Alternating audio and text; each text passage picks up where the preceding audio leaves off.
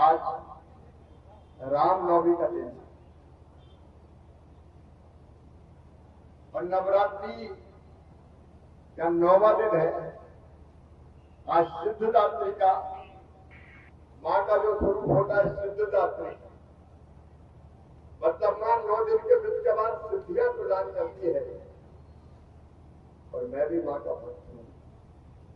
मां से यही प्रार्थना करता हूं कि मां इस जनता पर कृपा की वर्षा करना, सुख समृद्धि और रिद्धि सिद्धि इस जनता की जिंदगी में आए और कभी आपकी आंखों में कभी आंसू ना आ पाए। मां आप सब पर कृपा की वर्षा करे। भगवान श्री रामचंद्र जी की कृपा आप पर बरसे। पहले डॉक्टर साहब यहाँ बैठे हैं रामपाल जी, पहले असमंजस बचे कि रामनवमी में कार्यक्रम करें कि नहीं करें। हमने कहा होने दो जी, अपन भी तो रामकाज करने जा रहे हैं। जनता की सेवा तो भगवान की पूजा है भाई, तो जनता की सेवा के काम को चलने दो। आप बताओ सबके मकान बनना चाहिए कि नहीं बनना चाहिए? जोर से बोलो, बनना चाहिए कि नहीं? बनना चाहिए। तो ये मकान बनेंगे नंबर 1। नंबर 2, कई टोला मजरा छोटे, अच्छा आवास में भी 3-4 परिवर्तन हो गया।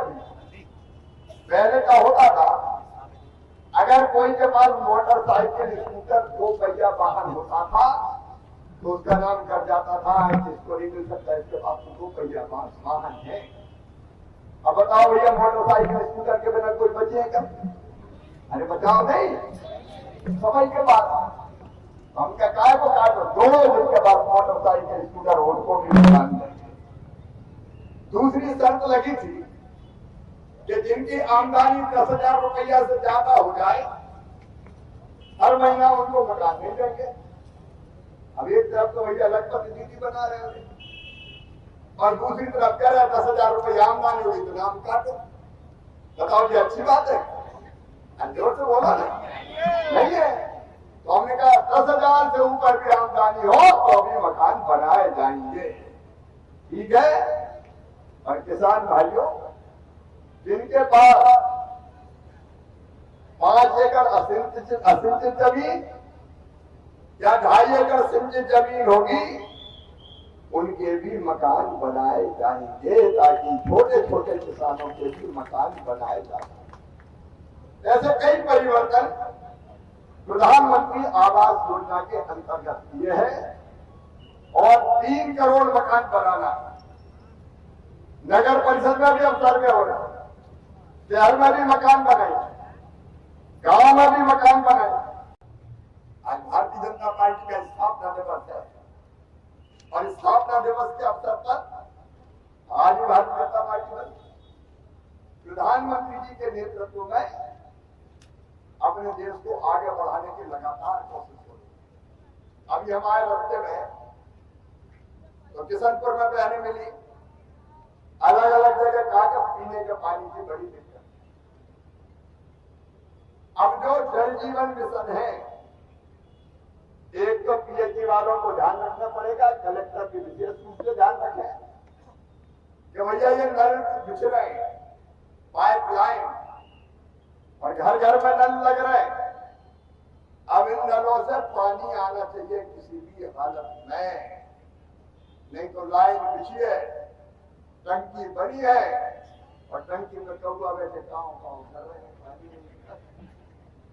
जब इतना पैसा खर्चा हुआ है तो पानी घर पहुंचना चाहिए, ये विशेष रूप से ध्यान देंगे। घर घर पानी, नल से जल का अभियान प्रधानमंत्री जी के नेतृत्व में लगातार चल रहा है ताकि पीने का पानी मिल जाए। गांव में तो किसान भाइयों, किसानों का मंत्री भी मैं ही हूं। बीच में कई तरह की फसलों के दाम कम होने शुरू हुए।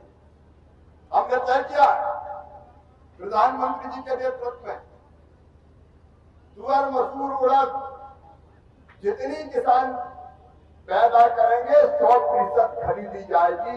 मिनिमम सपोर्ट प्राइस पे एक दाना नहीं छोड़ेंगे। गेहूं खरीदेंगे, धान खरीदेंगे, लेकिन बीच में कई लोगों ने टमाटर वो दिए और टमाटर के रेट गिर गए। बहुत से टमाटर पैदा हो गए तो टमाटर की कीमत कम हो गई। अब हमने एक योजना और बनाई है कि टमाटर राज्य सरकार की एजेंसियां नेफेड के माध्यम से ट्रक में भर के जहां ज्यादा कीमत है, जहां पैदा कर रहे हैं वहां 2 रुपया किलो, और दिल्ली जाओ तो 40 रुपया किलो। तो हमने तय किया कि यहां से भरकर ट्रक में बाहर ले जाएंगे तो ट्रांसपोर्टेशन का खर्चा मतलब ट्रक का भाड़ा किसान नहीं चुकाएगा, एजेंसी के माध्यम से केंद्र सरकार चुकाएगी, हम चुकाएंगे ताकि ठीक दाम किसानों को मिल सके। यहाँ तो प्याज वगैरह पैदा नहीं होता, लेकिन उनके निर्यात पर प्रतिबंध था, वो प्रतिबंध हटाया और सोयाबीन के रेट इस साल बहुत कम हो गए।